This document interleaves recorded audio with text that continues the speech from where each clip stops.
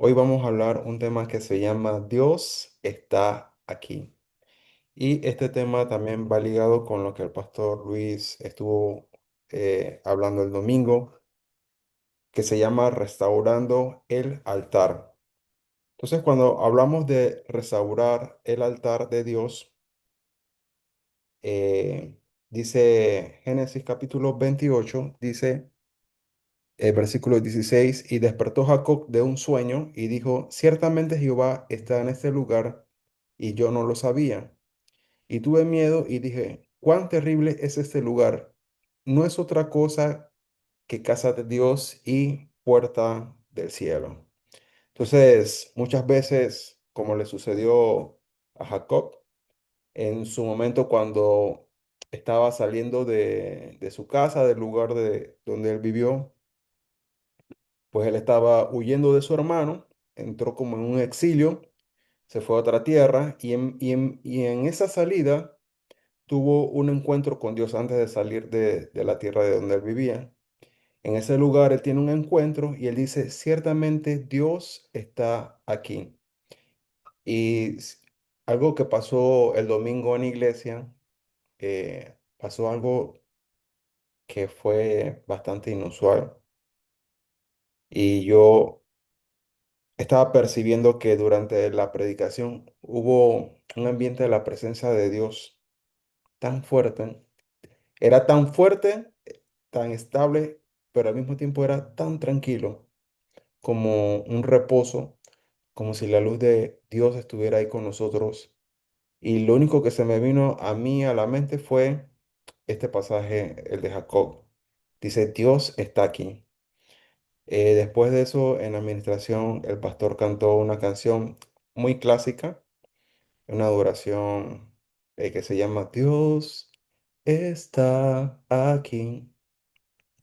Tan cierto como el aire que respiro, tan cierto como la mañana se levanta el sol, tan cierto que cuando le hablo él me puede oír. Y cuando estábamos cantando esa canción, eso era lo que yo estaba percibiendo en mi corazón. Dios está aquí en ese lugar. No era simplemente como sentir el poder de Dios, sino yo sabía que Dios estaba ahí como manifestándose en medio de nosotros. Pero este tema va conectado con lo que el pastor Luis dijo sobre la restauración del altar. Así que hoy vamos a ver unos puntos de qué significa, qué es un altar a Dios, qué es lo que Dios quiere restaurar para estos últimos tiempos, porque dice el libro de Hechos 15:16, dice que Dios iba a restaurar el tabernáculo caído de David. Y donde está, y todo el tabernáculo de David literalmente era un altar a Dios 24/7. Entonces vamos a ver qué es lo que Dios quiere restaurar en los últimos tiempos. Dice, para que todos los gentiles, dice, para que todas las personas y el resto de los hombres busquen a Dios. Entonces es necesario restaurar el altar, porque este es el altar que hace regresar a las personas y a las naciones al corazón de Dios. Entonces vamos a ver algunos significados de qué es lo que significa el altar. Entonces, el altar viene para reconectar o para qué sirve un altar desde los tiempos de Génesis 4, donde donde Abel hizo el primer altar a Jehová, que fue de agrado, que Dios recibió esa ofrenda de sacrificio, que era del primogénito de las ovejas. Entonces, en Génesis 1, Génesis 2, Génesis 3, Dios crea al hombre y Dios tenía una comunión íntima en el jardín del Edén. Significa que el hombre no necesitaba algo externo para acercarse a Dios. El hombre hablaba directamente con Dios sin eh, un altar externo. Entonces Dios dice que descendía en medio del jardín y hablaba con el hombre cara a cara. Después de eso, en Génesis 3,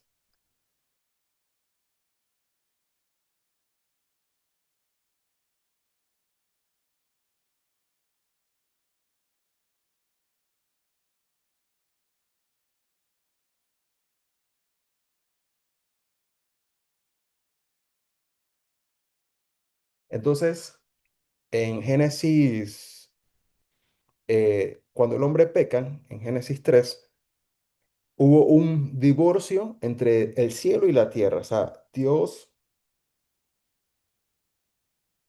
se divorció, o digamos que se rompió el pacto que ataba al hombre y a la mujer con Dios. Se rompe el pacto, el hombre es echado fuera del jardín del Edén. Entonces, ¿cuándo se empiezan a hacer los altares fuera del jardín del Edén? Hubo un primer sacrificio en Génesis 3. No se dice qué animal es, pero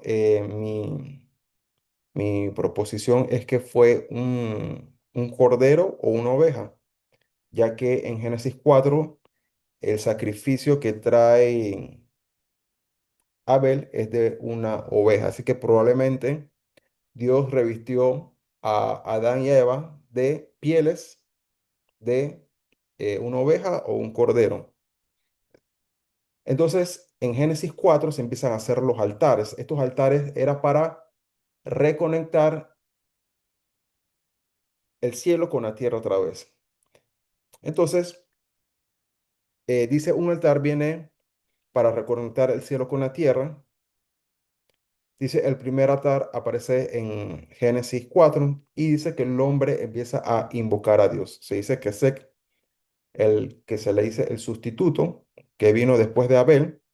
Recuérdense que Abel fue asesinado.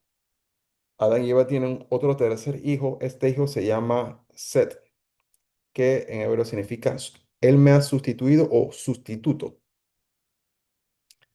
Entonces, dice, el poder del altar tiene que depender del poder del sacrificio. Entonces, un altar, imagínense lo que es como un puente para conectar lo espiritual con lo terrenal. Por eso que era importante el altar.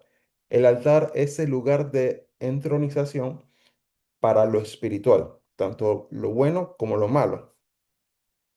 Entonces, en hebreo, la palabra sangre tiene la letra Dalek y la Dalek en hebreo significa puerta. Entonces, cada vez que en la Biblia una persona quería acceder a las dimensiones espirituales del reino de Dios del cielo, tenían que hacer un sacrificio de sangre porque la sangre es en hebreo es dam, o sea, es como el acceso para una puerta, porque si no hay remisión de pecado, el hombre no se podía acercar a Dios, así que tenía que haber un sacrificio para que el hombre se pudiera acercar a Dios.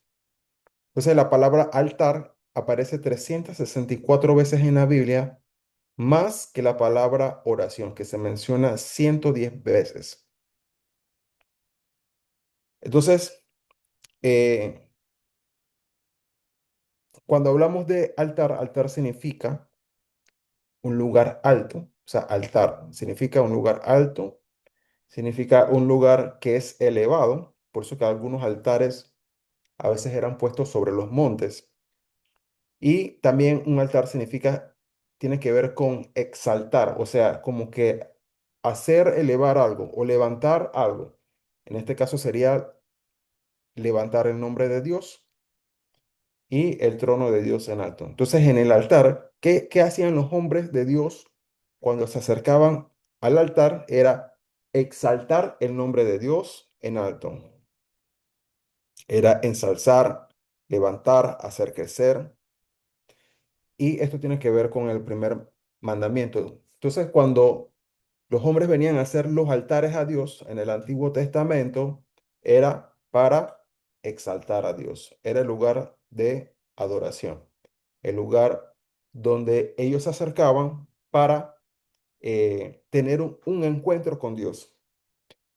Por ejemplo, cuando Jacob tiene el encuentro, lo primero que él hace, después en Génesis 28, dice que él toma aceite y lo derrama sobre la roca. Esa era una, como poner un monumento, porque mucho tiempo después, ese lugar, como dice Jacob, iba a ser llamado casa de Dios y puerta del cielo. Entonces los lugares de altares eran lugares de encuentro. Entonces cada vez en historia estos lugares de encuentro quedaban marcados. Para darles un ejemplo, ¿se acuerdan cuando el pueblo de Israel iba a entrar a la tierra prometida? Dice que iban a cruzar el río Jordán. Josué iba por delante con los sacerdotes y el arca del pacto.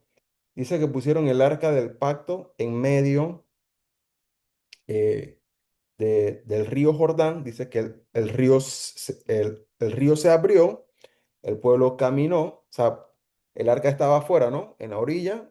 Cuando fueron entrando al río, el río Jordán se abrió. Luego ponen el arca del pacto en medio del río, las aguas se abren. Dice que el pueblo pasó en seco por el río Jordán. Cuando pasó todo el pueblo, dice que Josué,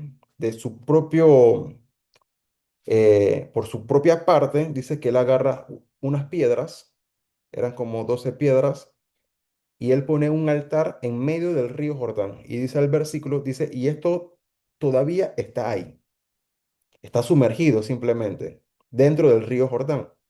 Entonces el río Jordán entonces se volvió un punto de encuentro sobrenatural para las siguientes generaciones. O sea, hay un altar ahí que Dios vio, escuchó y Dios responde al altar.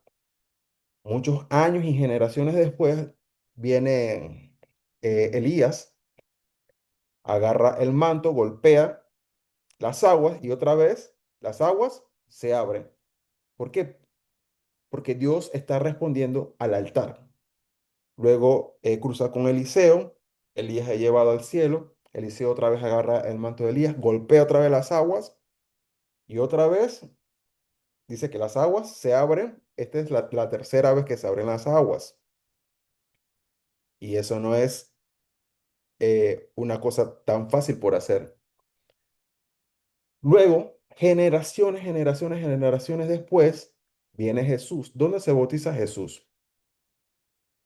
Este es el encuentro, creo que es, si no me equivoco, también el rey que tenía lepra, también se mete ¿dónde? En el río Jordán. Porque el rey decía, en mi país hay muchos países, pero el profeta le decía, no, ve al río Jordán, ahí te vas a sanar de esa lepra. Y él decía, pero este río tiene las aguas, él decía como que hay mejores ríos en mi país. Y él decía, no, métete ahí. No que era por causa del color de las aguas, sino porque como ahí se había levantado un altar a Jehová, Dios responde donde están los altares. Dice que se sanó, y eso que era un rey gentil. Después viene, generaciones después, estamos hablando de cientos de años después, viene Jesús, va a las aguas del bautismo, dice que los cielos se abren otra vez. ¿Y qué había sucedido antes? Muchos años atrás, los cielos se abrieron y Elías dice que subió. Esta vez los cielos se abren y la voz de Dios se escucha y dice, este es mi hijo amado, en el cual yo tengo complacencia a él hoy. O sea que el Espíritu Santo descendió sobre Jesús. Entonces Dios estaba respondiendo dónde estaban los altares, pero todos los altares necesitan un rey sacerdote, o sea, un custodio, una persona encargada que cuide y proteja ese altar. Hay altares familiares, como Josué dijo, mi casa y yo serviremos a Jehová. Josué, aunque era un guerrero, tenía una unción de los Elohims para, eh, para decirle al sol y a la luna que se detuvieran en un lugar por un momento hasta que vencieran a sus enemigos. Pero cuando él llegaba a su casa donde estaba su familia, él era el encargado espiritual de su familia. Si ustedes se fijan, en la mayoría de los casos en la Biblia, la mayoría de los casos, ¿quiénes eran los líderes espirituales de los hogares? Eran los hombres, siempre han sido los hombres. Por ejemplo, cuando vemos Abel, Seth, Noé, vemos a Abraham, Isaac, Jacob, vemos José, vemos a Moisés, Josué, los jueces, aparece dentro de los jueces varones que levantaron altares como Gedeón. Vemos a la jueza Débora. Ahí vemos que hay una mujer que dice que cuando los hombres no se levantaban, entonces las mujeres tomaban esa posición de líder espiritual en su nación, en su región y en su hogar. Después de eso vemos a Samuel. Después de eso Dios levanta entonces a el rey David, que levantó el altar a Jehová porque dice que él trajo el arca del pacto y levantó lo que se llama el tabernáculo de David, un lugar de adoración 24/7. Vemos al rey Salomón. Después de eso viene una decadencia en Israel. Cada cierto tiempo había una decadencia en Israel. Y después de esto los reyes se volvieron, la mayoría se volvieron malvados. Entonces Dios tuvo que levantar otras personas líderes dentro del pueblo, como el profeta Elías, el profeta Eliseo, los profetas como Ezequiel, Jeremías, Ageo, Zacarías, Malaquías. Todos estos profetas se volvieron los líderes espirituales. Viene Jesús, otra vez un líder espiritual, siempre los varones. Después dice que en Hechos estaban los apóstoles y también estaba María, la madre de Jesús. Entonces, los primeros encargados en estar pendiente del altar espiritual de la casa es siempre el hombre. El hombre con su cobertura tiene que cubrir a la familia. O sea, el hombre es el primer encargado en levantar el altar espiritual. Si el hombre no levanta el altar espiritual en el hogar, entonces la mujer lo hace. Como en muchos casos, a veces, si una mujer se convierte primero al evangelio y su esposo no es cristiano, obviamente le toca a ella levantar el altar espiritual. Ese espiritual, Dios responde siempre a los altares. Entonces, un altar vemos que es un lugar de conexión entre el cielo y la tierra. El altar también es un sinónimo de entronización o trono, ya que el trono de Dios también es un altar.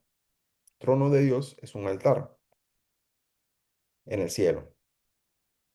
Y aquí Jesús es el rey y sumo sacerdote. Jesús es el encargado de este altar. Este es el altar que tiene la capacidad de unir el cielo con la tierra.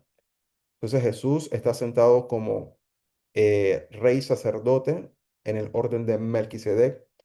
Por eso que dice la Biblia, que dice que Jesús está intercediendo por nosotros día y noche. Día y noche. Significa que cuántas veces usted tiene que interceder. Día y noche. No se puede parar. Y por eso que a los encargados de los altares siempre se le exige un nivel de consagración más que a los demás. Se le exige más a los demás porque tiene que estar separado para este oficio. Normalmente en la Biblia vemos algo que se llamaba la primogenitura. Esta primogenitura vemos que, eh, por ejemplo, dice que Rubén era el primogénito de Lea, pero cuando el primogénito dice que cometió un pecado, la primogenitura pasó al segundo hijo. El segundo y el tercer hijo cometieron otro pecado y la primogenitura del lado de Lea vino hacia Judá. No dice la Biblia que vino hacia Judá, sino que después dice vino al primer hijo de, de Raquel, que era José. Entonces José se dice que es el primogénito. Y la Biblia dice, Dios dice acerca de los primogénitos, dice, mío son los primogénitos. Significa que todos los primogénitos eran dados para el servicio de Dios. Y los primogénitos eran los encargados, tanto espirituales y físicos, de encargarse de toda la familia. Y por eso a ellos les tocaba una 2/3 partes de la herencia más que a todos los demás. Entonces no solamente era como que se volvían más ricos, sino que era una parte, era para su propio bienestar familiar del personal, y la otra parte era para poder ayudar a su familia, ya que el primogénito casi siempre era el redentor.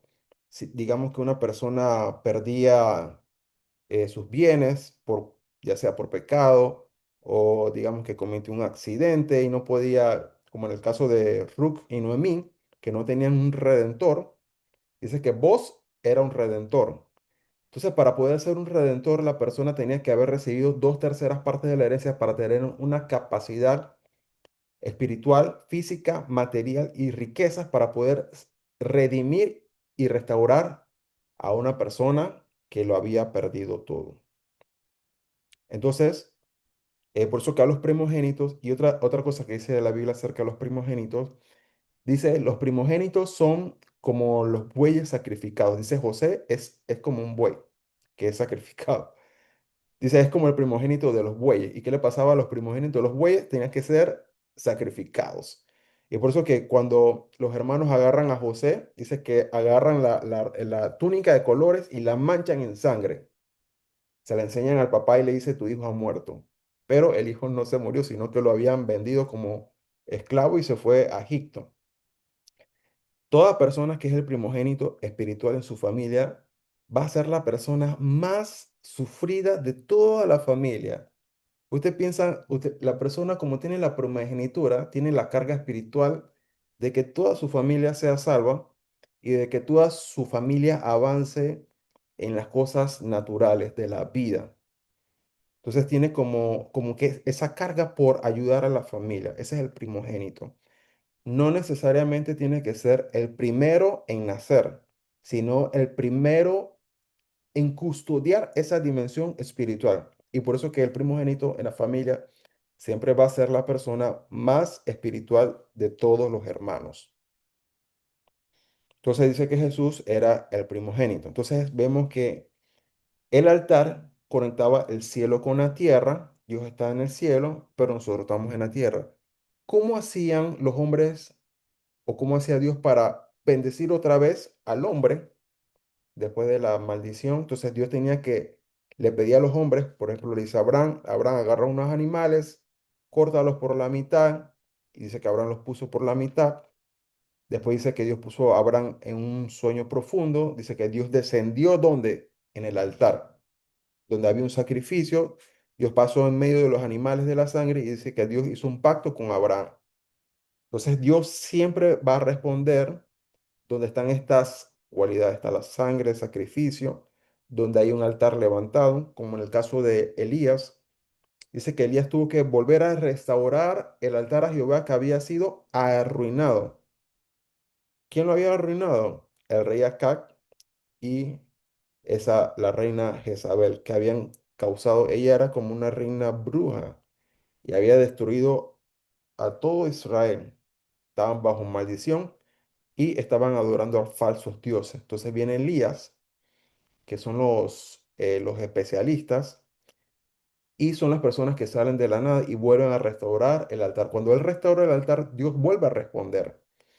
Entonces, cuando queremos escuchar una respuesta de Dios, necesitamos restaurar el altar. Entonces, dicen, el trono de Dios es su altar. El altar es el lugar donde ocurre un intercambio entre el cielo y la tierra. Los altares sirven como puertas de entrada hacia el cielo.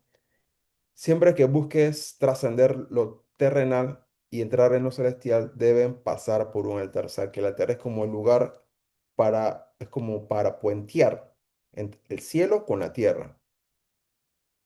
Dice, ok. Entonces, quiero hablarles sobre el tabernáculo de Moisés y compararlo con explicarles también sobre el tabernáculo de David de manera general. Pero yo quiero que ustedes vean esta imagen a una manera de entender cómo cada mueble del tabernáculo va a representar un movimiento de Dios de avivamiento, tanto en el Antiguo Testamento, en el Nuevo Testamento y en nuestra actualidad y en la historia de la iglesia en los últimos años. Si ustedes se fijan, todos estos muebles que Dios le mandó hacer a Moisés, cómo Dios los describe? No los describe como unos muebles así, no. Dice la palabra, dice los muebles para el tabernáculo, pero miren cómo se llama. Altar, altar de sacrificio, altar de bronce. Después entramos al lugar santo, dice está la menorá, que es la lámpara, mesa de la propiciación, el altar de incienso. Fíjense la palabra que Dios utiliza, altar. O sea, es el lugar donde se está reconectando el cielo con la tierra. Y el lugar santísimo estaba el arca del pacto, que era un símbolo del trono de Dios en la tierra. Y este era el lugar donde la gloria de Dios descendía. Entonces, vemos el punto uno donde dice altar de los sacrificios, altar de sacrificios. Entonces, estos muebles representan diferentes tipos de avivamientos y movimientos en la historia de, de la iglesia. Entonces, el primero dice el altar de fuego y sangre, donde dice que el cordero o los animales eran puestos para el perdón de pecados. ¿Qué altar representa esto en el Nuevo Testamento? La cruz del Calvario. Porque en la cruz, recuérdense que un altar era donde ponían los sacrificios de sangre y la cruz es como el altar, donde el Cordero de Dios es puesto para sacrificar y por medio de su sangre hacer expiación para el perdón de pecados. Entonces la cruz era el altar. Este es el altar en el Nuevo Testamento. Y este es un altar eterno. O sea que lo que Dios hizo aquí, tiene una respuesta para toda la eternidad. Y era un altar de fuego. O sea, era donde el fuego iba a caer. Entonces dice que esta sangre limpia el pecado del mundo.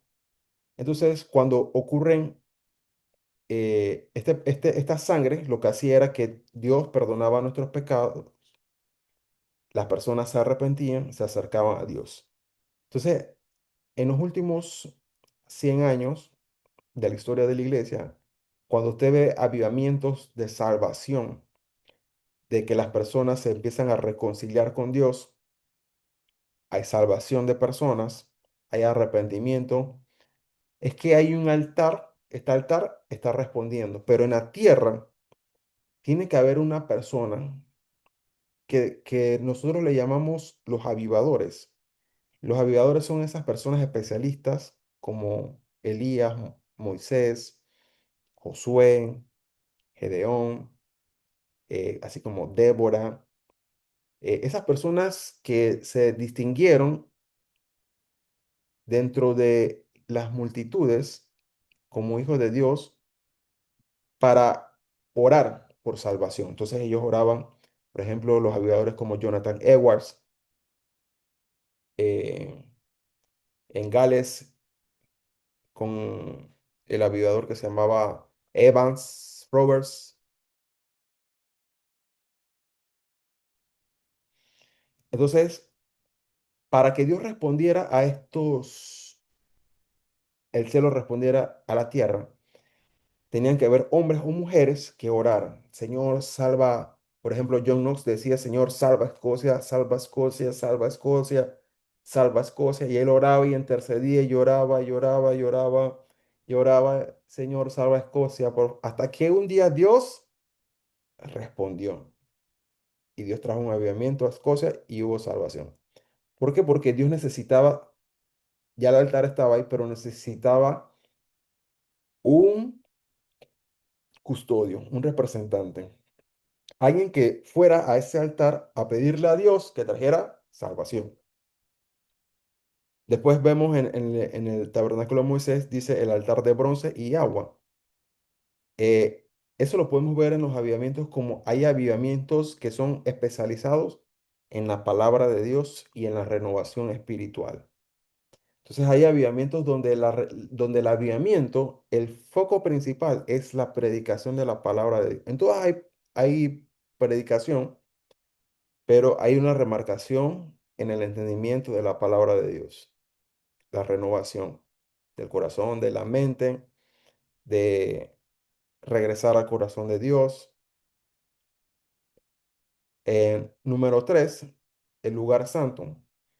Vemos la mesa de los panes y libación y vino, ya que en esa mesa habían los 12 panes para representar a Israel y eh, eran 10 12 panes que ponían así y había una copa de oro donde tenía vino.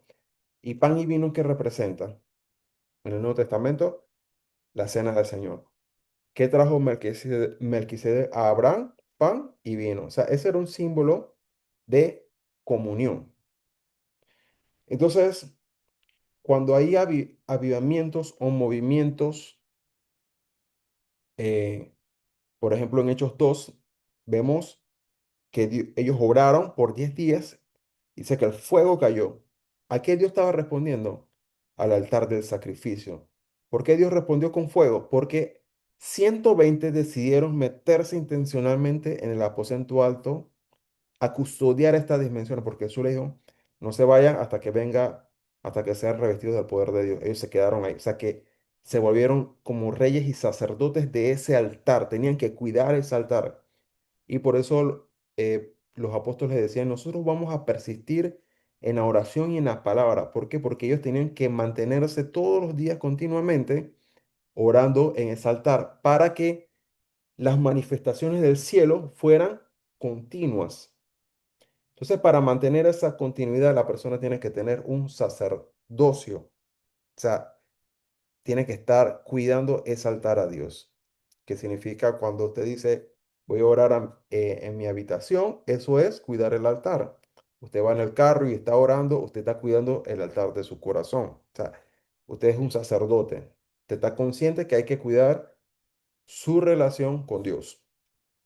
Entonces, en la número 3 cuando vemos movimientos de que es la mesa de los panes y libación, eh, hay movimientos que tienen que ver con compartir con líderes en las mesas, tiene que ver con hacer la cena del Señor cuando estamos congregados en iglesia, también tiene que ver con compartir la comida con las personas, como dicen Hechos 2 que dice que empezaron a ayudar a los que estaban necesitados, dice que empezaron atender a las mesas, a las viudas. O sea, eso es la comunión, ese compartir. Dice que Jesús multiplicó los panes y los peces, esa comunión entre la congregación. O sea que todos estos detalles que hacemos en la iglesia, todos son parte del engranaje de la obra de Dios.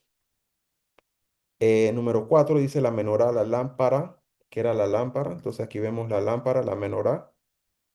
Entonces ya vimos el altar de los sacrificios, altar de bronce, ya vimos la mesa de la propiciación, la menorá, que representa la unción, los ungidos. Entonces cada vez que de repente el pastor dice, vengan que vamos a orar para la unción de Dios sobre sus vidas o vamos a ungir a las personas, ese momento es un momento del movimiento de ese mueble llamado la menorá o un movimiento de oración para recibir la unción o para impartir la unción, que sería como para sanidades, milagros, señales, prodigios, maravillas.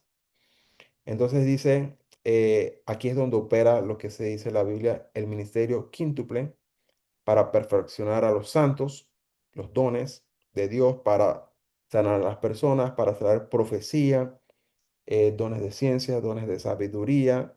Entonces cada vez que viene este movimiento, empezamos a impartir la unción que Dios nos ha dado a otras personas. Entonces, en los tiempos modernos, cuando ustedes ven, digamos, usted ven por ejemplo, en estos días hubo un congreso en Perú que se llamó Empower 21 y trajeron a más de como 20 a 25 líderes de diferentes naciones, pastores líderes, que fueron a impartir en ese congreso la palabra de Dios. Cada vez que ustedes ven eso, ese es un movimiento de la menorá. Hace muchos años atrás, creo que hace más de 16 15 16 17 años más o menos, yo fui a un Empower 21 en Estados Unidos hace muchos, muchos años atrás. Eso fue en Oklahoma, Tulsa. Y fue así mismo. Hubo así como un... Yo estaba esa vez con el pastor Luis y era como un lugar así como un... Ah, era en la Universidad de Oral Roberts, una universidad que creo que es una de las universidades cristianas más grandes en Estados Unidos. Y ahí hicieron un Power 21 y vinieron diferentes líderes de diferentes lados, diferentes naciones. Al final ellos oraron por todas las personas que estaban en el lugar. Y cuando usted ve movimientos de ese tipo, es porque Dios está tratando de utilizar la unción para edificar al pueblo y perfeccionarlo, con enseñanzas, con profecías, con palabras de dirección. Entonces, aquí entra el ministerio quíntuple que viene a perfeccionar a los santos. Entonces, después viene el altar del incienso. Por eso que le digo, ¿dónde operan los sacerdotes? Siempre operan en un altar, en un tabernáculo. Entonces, cuando dice la Biblia que somos reyes y somos sacerdotes, significa que tenemos dos oficinas, la de los reyes donde gobiernan en tronos y palacios, o sea, gobierno, ser cabezas y no cola. Y los sacerdotes donde operan en los tabernáculos y en los altares. Pero Dios quiere que tengamos las dos cosas al mismo tiempo, reyes y sacerdotes. Entonces los sacerdotes son encargados de los altares. Entonces, ¿cómo se activaban estos altares, estos movimientos? Orando. Entonces tiene que haber un custodio que tiene que estar ahí. Por ejemplo, cuando David levanta el tabernáculo 24/7, ¿quién era el custodio de ese tabernáculo? El propio rey David. Entonces David se vestía con ropa de lino como un sacerdote, pero él tenía la unción de los reyes. Entonces él era rey y sacerdote. Dice que Melquisedec era un rey y sacerdote. Y Jesús también es rey y sacerdote, las dos cosas al mismo tiempo. Entonces hay un encargado que tiene que orar todos los días tiene que estar ahí manteniéndose. Pero algo que no les he dicho, que cada altar tiene su, sus principios y sus palabras. Cada una es diferente. Hoy no me va a dar tiempo de explicarles cada una específicamente, nada más les estoy diciendo algo de manera general. Entonces, el altar del incienso en Hechos se restaura, en Hechos 15 dice, y restauraré el tabernáculo caído de David. En estos últimos 25 años ha habido un movimiento que se llama Casa de Oración, donde se empezó a estudiar sobre lo que es arpa y copa. Entonces, cada vez que empezamos a hablar de arpa y copa, estamos hablando de este movimiento, altar del incienso, que es la oración de los santos día y noche. Entonces, se nos enseñó a que el cielo está abierto día y noche. Podemos clamar a Dios día y noche. Podemos interceder a Dios día y noche. Entonces, se empezaron a levantar no solamente en Estados Unidos casas de oración, sino que ahora en diferentes naciones hay movimientos de casa de oración estilo 24/7. Significa que hay algunas que la tienen 24/7 y otras van ciertos días a la semana para orar, interceder y adorar a Dios continuamente delante del trono de Dios. Todo esto hay un entendimiento que es lo que el pastor Luis nos enseñó desde 2012. Desde el año 2012, el pastor Luis nos empezó a enseñar sobre qué es la adoración, que está en los manuales, manual de adorar uno, adorar dos, adorar tres, adorar cuatro, adorar cinco. Está en esos manuales está lo que es el tabernáculo de David, está arpa y copa, que es orar continuamente, que es interceder. Ese material es para entender ese movimiento, pero ya le hablé de todos estos muebles, pero el punto de Dios, ¿dónde realmente Dios quería llevar aquí al arca del pacto? porque cuando el sumo sacerdote entraba, él no se quedaba en los atrios, tampoco se quedaba en el lugar santo. No, él entraba mucho más profundo y esta vez solo. Por eso que yo digo que operar en esta dimensión es una de las más difíciles que hay. Las personas que yo sé que operaron en la Biblia conscientemente aquí fueron como Moisés, que vieron la gloria de Dios cara a cara, eh, el rey David, estaban conscientes, el rey Salomón, eh, y otras personas que se metieron profundamente, profundamente, porque operar en la gloria es todavía más, es una consagración. Entonces, dice, el arca del pacto representa el trono de Dios, es realmente el altar de Dios. Esto es como lo máximo de lo máximo. Y usted dice, ¿por qué? Porque en el cielo, ahí es donde va a estar todo, en la gloria de Dios. Y todo termina así con la gloria de Dios. Entonces, el último movimiento, imagínense que todos estos fueron movimientos de Dios en la historia de la iglesia en estos 2000 años. En el altar de fuego, la sangre del cordero, vino el altar de bronce, fue otro movimiento de eh, renovación espiritual. Por ejemplo, cuando vemos la reforma de Martín Lutero, este fue un movimiento del altar de bronce. ¿Por qué? Porque el altar de bronce y el agua tenía que ver con la palabra de Dios. Entonces hubo una renovación con la palabra de Dios. Las personas después tuvieron acceso a poder comprar, conseguir la Biblia, ya que hubo un tiempo donde solamente ciertas personas selectas y privilegiadas podían leer la Biblia y no todos podían leer la Biblia. Entonces, después de la reforma, ese nivel de acceso para la Biblia se incrementó. Ahora la Biblia, casi todos pueden conseguir una Biblia y leer la Biblia. Entonces, esto fue un movimiento que desató algo que Dios quería hacer. Entonces, cada una de estas han sido diferentes movimientos de la historia, pero Dios termina con la gloria, porque dice que la gloria postrera de esta casa va a ser mayor que la primera. Ha dicho Jehová de los ejércitos, dice, mío es la plata, mío es el oro. Eh, un nivel de riquezas de gloria, tanto las espirituales como las físicas. Después dice que la gloria de esta casa, dice, va a ser mayor que la primera y daré paz en este lugar. Ha hecho Jehová de los ejércitos. Y dice, y vendrá el deseado de las naciones. Dice que Dios va a hacer temblar los cielos, la tierra, el mar y la tierra seca, y vendrá el deseo de las naciones. Y el deseo de las naciones, ¿quién es? Jesucristo.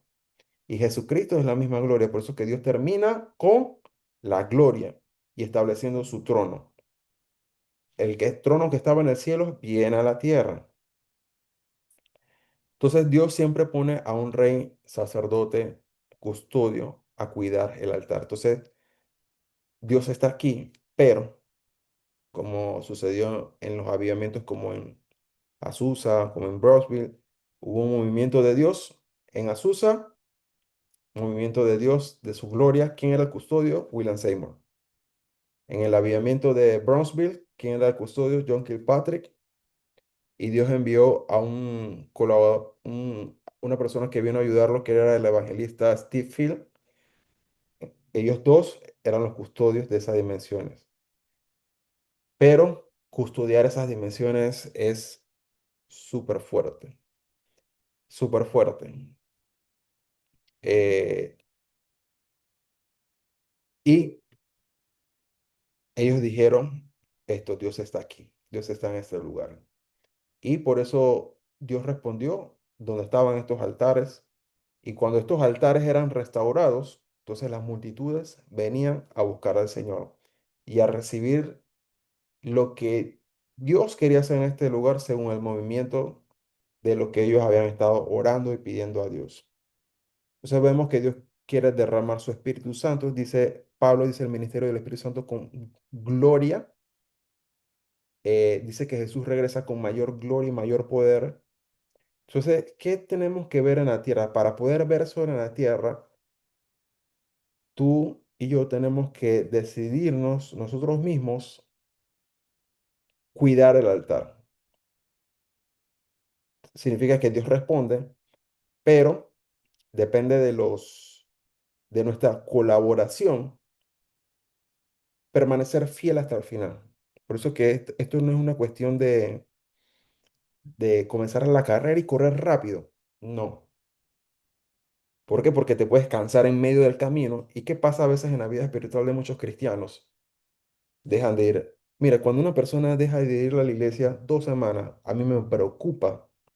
Para mí eso es emergencia. Hay que llevarlo a la urgencia espiritual. Así cuando una persona se está muriendo, cuando una persona yo veo que no viene 2 semanas a la iglesia por cuestiones de que no quiso venir, no, a mí me preocupa. Significa que esa persona ya hace tiempo dejó el altar a Dios. Entonces su vida está tan seca que venir, faltar 1 o 2 veces al domingo simplemente no le interesa. ¿Por qué? Porque como no tiene altar, no tiene nada espiritual que cuidar. Y si no tiene nada espiritual que cuidar, Dios no puede hacer la transferencia de las bendiciones del cielo a la tierra, porque como no hay una persona en la tierra para cuidar lo que Dios va a enviar, entonces dice Dios, no lo puedo enviar porque se pierde la bendición. Y hay un versículo en el Antiguo Testamento que dice que para que la bendición no se pierda. Entonces, Dios va a enviar la bendición, pero si no hay un sacerdote o hombre o mujer en la tierra que cuide el altar para atrapar y tomar esa bendición de Dios, entonces Dios a veces lo que hace es que si no hay una persona, entonces Dios no lo envía. Pero no lo envía en ese momento, a lo mejor se lo envía en el futuro a otra persona que sí lo desea. Entonces Dios está aquí, pero nuestro deber es cuidar el altar todos los días de nuestra vida. Esto es para siempre. Si ustedes ven los 24 ancianos, ellos están delante de Dios día y noche. ¿Qué están haciendo ellos? Cuidando su altar. Tienes que cuidar tu altar. Más nadie lo va a cuidar el altar. Tú tienes que cuidar tu relación con Dios. Dios nos ama, pero tú también tienes que decir tú amar a Dios. Y cuando tú decides amar a Dios, que es el primer mandamiento, amar, servir a Dios, cuando una persona no quiere servir, ese es, para mí ese es otro caso de que la persona ya se alejó de Dios. Cuando una persona que es cristiana y ha tenido muchos años en la iglesia y de repente usted ve que no quiere venir a la iglesia, ya no quiere servir, ya esa persona perdió su altar a Dios. Pero por eso que dice la Biblia que en los últimos tiempos que Dios va a hacer, va a restaurar ese altar que se había perdido, ese altar que uno perdió, ya el altar hasta ahí. Todas las bendiciones de Dios ya han sido dadas. Jesús ya fue a la cruz, nos dio salvación, recibimos gracia, recibimos perdón, pero para seguir viendo las manifestaciones de la gloria de Dios, de la mayor gloria de Dios y del mayor poder de Dios, tiene que haber un hombre, una mujer aquí en la tierra decidido a que eso suceda. Se vuelven reyes y sacerdotes según el orden de Melquisedec para recibir y operar con esas bendiciones que Dios quiere impartir, no solamente para tu vida, para tu familia, tu casa, tu hogar y las naciones de la tierra, y ser de bendición para todos. Así que, Padre, en el nombre de Jesús, Padre, declaramos esta palabra, Señor, decretamos, Señor, esta palabra que Dios está aquí. Padre, en el nombre de Jesús, restaura, Señor, todos estos altares que se habían caído, estos altares a Jehová que las personas en algún tiempo, Señor, levantaron en sus hogares, pero por causa, Señor, ya sea de enfermedades, de escasez económica, de dificultades, de aflicciones, de persecuciones, a lo mejor de desánimo. Padre, en el nombre de Jesús, Padre, yo comando y decreto, Señor, que se restauren todos los altares a Jehová, Señor, aquí en la tierra. Todos estos altares que había en nuestros corazones, en los hogares, Señor, en las familias, esos altares, Señor, en esas casas, Señor, en esos hogares, en, en sus corazones, donde ellos estaban, Señor Padre, levanta, Señor, ese altar, Señor, restaura ese altar, Señor, que ellos vuelvan, Señor, a recuperar, Señor, su sacerdocio, Señor, sus funciones de reyes y sacerdotes, Señor, para poder eh, traer el cielo a la tierra, Señor, y que tú respondas, Señor, a sus oraciones, a sus ruegos y a sus peticiones. En el nombre de Cristo Jesús, amén y amén. Recuérdense, Dios está aquí y espero que esta palabra la hayan recibido en sus corazones. Dios les bendiga a todos. Gracias por haberse conectado y bendiciones a todos. Saludos.